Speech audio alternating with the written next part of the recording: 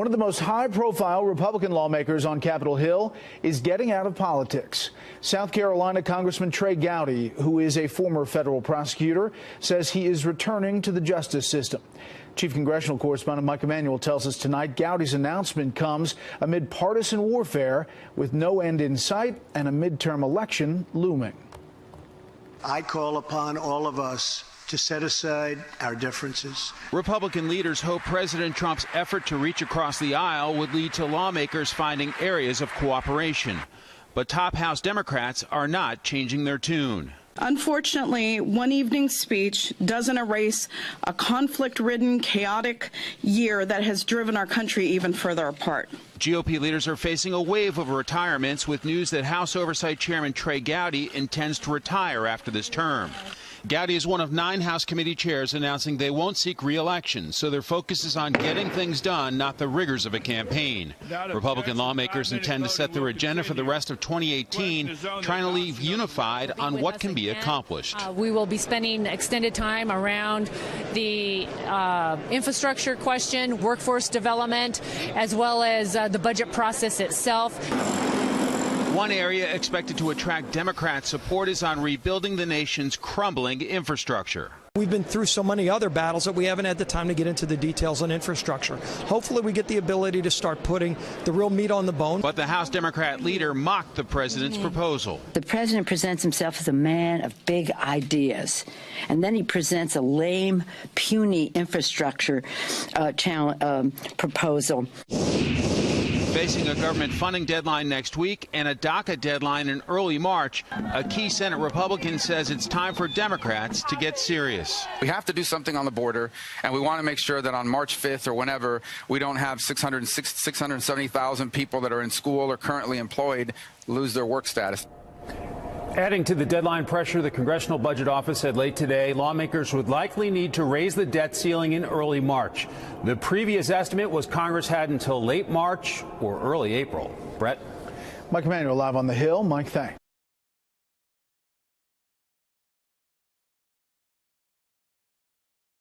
Before we cover the speech some more, let's take a test. In terms of success, who would you rather be? This or this? It's good to start with perspective, given that most polls show widespread approval, upwards of 75% for Trump's speech. Still, the loyal opposition couldn't let go of their emotionally clouded bias. As Trump mentioned good news, they frowned. One clown even bolted when a patriotic chant broke out. And they speak of division. They sat when they should have stood, even for the flag. You think Americans didn't notice that? Trump placed that moment right in our faces. The Dems are confused. Trump's hitting all the high notes, and they don't know what to do. They're officially Dean Wormer from Animal House, always scowling at good news. Schumer looked like he didn't know whether to wind his watch or cry. Pelosi looks like she discovered her chauffeur had just broken wind. And when Trump called out socialism, half the Dems looked nervously toward the exits. Someone should have checked on Bernie Sanders. Did he expire from too much common sense? If the old saying is true, that progressivism is the fear that someone somewhere is making America look good, then this was a really bad night for progressives. That's why the media couldn't handle it either. Immigration is his one opportunity to have a big success quickly, but I have to tell you, I think his rhetoric last night set things back, did not advance the ball forward. Calling this a healing speech is almost like going on a diet by drinking a Diet Coke and eating a pizza.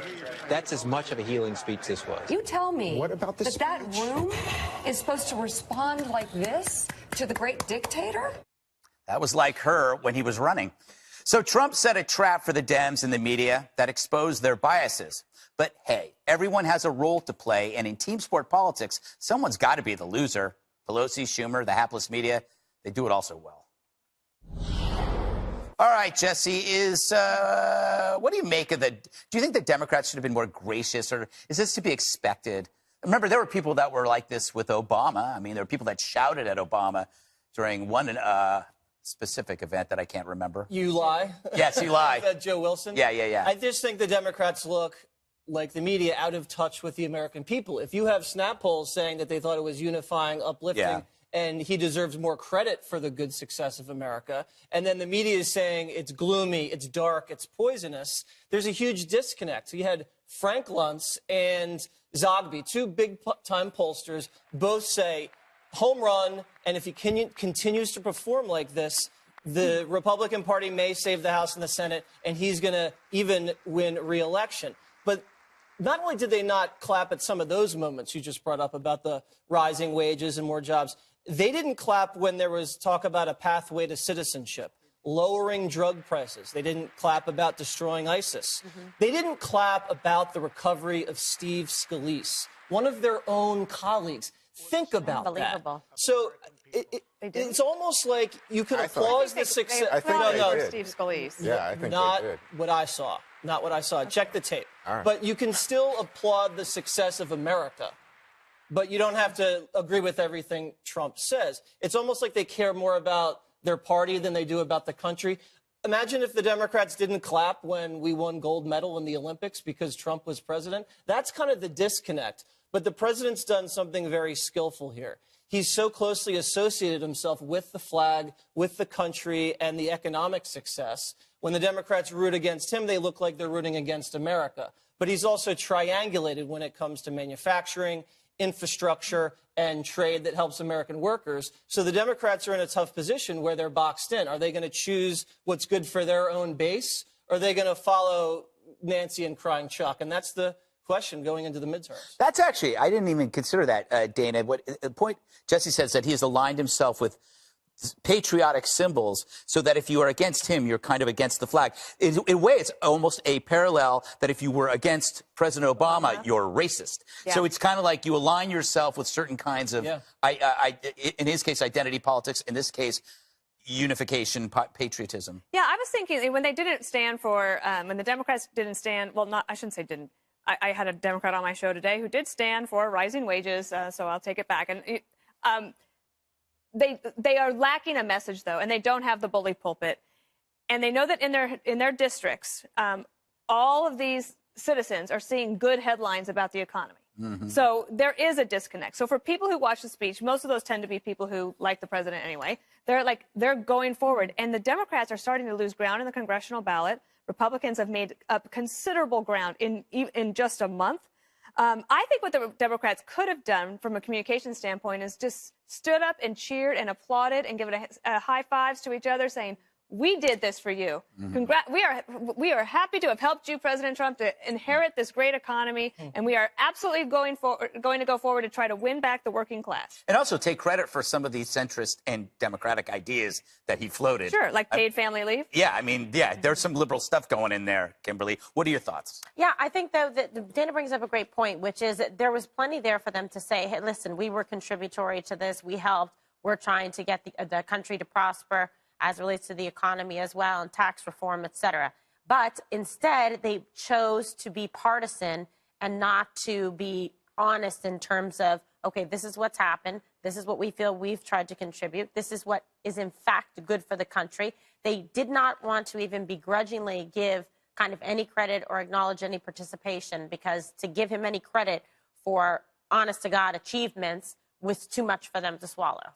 Juan, you're batting cleanup here. Why does your side look like a bunch of sore losers? You get 10 seconds. That's what I thought. Here we are on Fox. Let me just say, we give you more time than anybody on the planet. Let me just say, I'm so curious in listening because, for example, with the young man and the flags at the graves, right? Right. How can you guys not see that he's going after people who say, I'm having a legitimate protest about police brutality by refusing to stand at the national anthem? That's a choice that people are making. But what Trump has done is he has now demonized anybody who doesn't stand with this little boy who's bringing flags to a grave. How can you not do it? Well, I'll tell you how you can't do it, because you're so upset and you want America to know that there's police brutality in the world. Right. And similarly, let me just say, with regard to wages. Yes. How can you not say, oh, Trump says, wages are up under me. Guess what? Wages have been rising since 2014. You're doing that in the E-block. I'm just telling you that there is so much here that Trump steers and distorts and twists, and you guys say, oh, He's patriotic. Everything is great. I just think it's, you know. All right, but I just want to respond to that. I got to move on. You compare two ideas, okay? So in Trump's case, he has this young boy on to talk about this amazing thing he's doing. That is a well-articulated principle that he's espousing. He's showing this. The kneeling stuff was poorly articulated. Nobody really knew what it meant. People had to keep repeating it over and over again, and it became a question of patriotism, not a question of brutality. If they had done something towards if they'd gone to their police department and protested there, that would make sense. That's why you're comparing a well-articulated vision with one that was convoluted, and they're wrapping it wasn't convoluted. You forget Colin Kaepernick was very plain in saying why he was doing it. Didn't work. I don't know if you think it worked or not, but I'm going to tell you, a lot of people are sensitive to the argument. He was on the cover of GQ. Police. Yeah, and a lot of people are more sensitive and more aware now because of Black Lives Matter and Colin Kaepernick. Juan's defending Democrats not standing for the flag. Let him. For the flag. Also, Jesse pointed out to me on the sheet, it says that Democrats did not stand for Steve Scalise. I thought that I saw that. I saw people stand. I don't know what's going on. They might have applauded. They didn't stand. But this is where we are in America. Yeah, this is grievance You get graded politics. on where your posture.